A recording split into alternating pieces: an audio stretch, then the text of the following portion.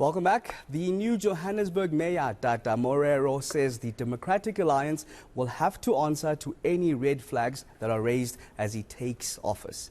Morero was sworn in as mayor on Saturday morning in the Johannesburg Council chambers. He was elected after Mpho Phalatse was removed through a motion of no confidence.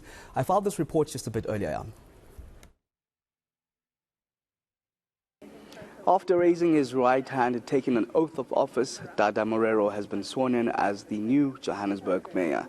One of his key priorities, he says, will be tackling the energy crisis. You want a comprehensive response to this crisis. You don't want to respond piecemeal.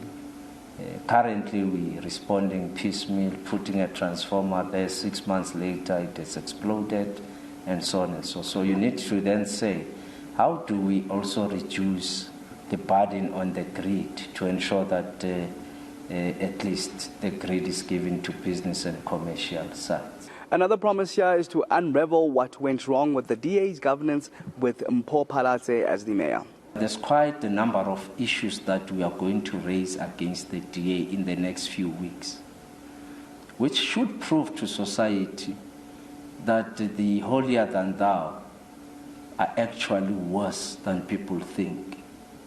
And we will unravel what they've been doing. That motion of no confidence had passed programming. It should have been administered the same day we did the motion of Vasco da Gama.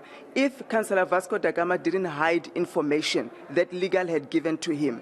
And the reason we had to do it as an extraordinary, because the legal team, when I was being briefed, said, look, this is the information we presented to the speaker. But when the councillors were asking, he said, no, he didn't have it. He was lying.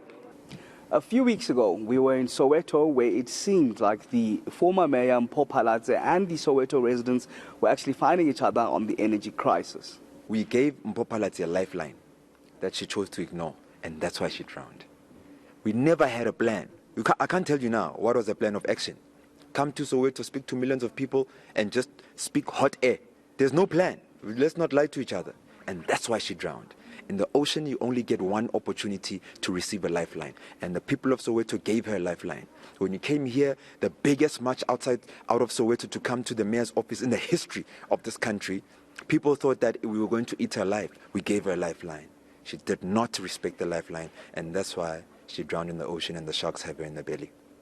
The promise here is that the coalition will be sustained for the next 4 years with the promise of engaging political parties on burning issues. Aviwe Mtila, Johannesburg.